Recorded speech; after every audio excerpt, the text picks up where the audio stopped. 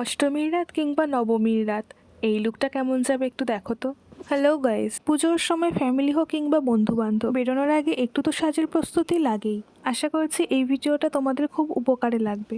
যে কোনো মেকআপের আগে স্কিন প্রিপারেশনটা খুব জরুরি, তাই নিজের স্কিন অনুযায়ী টোনার এবং ময়েশ্চারাইজারটা লাগাতে কিন্তু একদমই ভুলো না। মেকআপের ক্ষেত্রে প্রাইমারের কিন্তু একটা বিশেষ ভূমিকা আছে।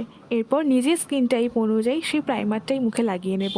আমি ব্রাশ ইউজ করেছি, তোমরা নিজের হাত দিয়ে লাগিয়ে নিতে পারো। এরপর মুখের ঠিক যেখানে যেখানে কালো দাগ আছে সেখানে আমার স্কিন টোনের থেকে এক টোন ডার্কে আমি কনসিলার ইউজ করে নেব।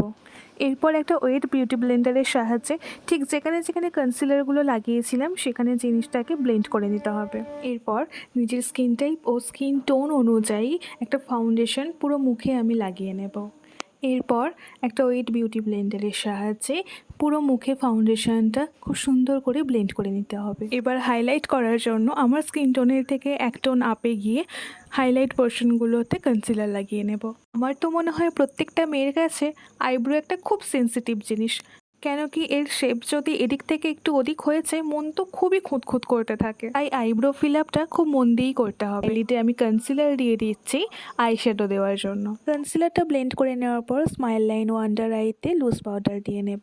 এবার তো রঙের খেলা, তোমরা যে যার নিজের মতো আই মেকআপ করতে পারো। আমি এখানে প্রথমে একটা পিচ কালার নিয়ে ক্রিজে দেওয়ার পরে মভ কালার নিয়ে পুরোটা ব্লেন্ড করে নিয়েছি। পরে একটা সুন্দর গোল্ডেন কালার দিয়ে দুই আইলিডই দিয়ে দিয়েছি। এরপর খুব সুন্দর করে দু চোখে আইলাইনার পরে নেব। এবার কন্ট্যুর ও ব্লাশের পালা। হাইলাইটার ও লিপস্টিক লাগিয়ে নেওয়ার পরে হয়ে গেল মেকআপ লুকটা।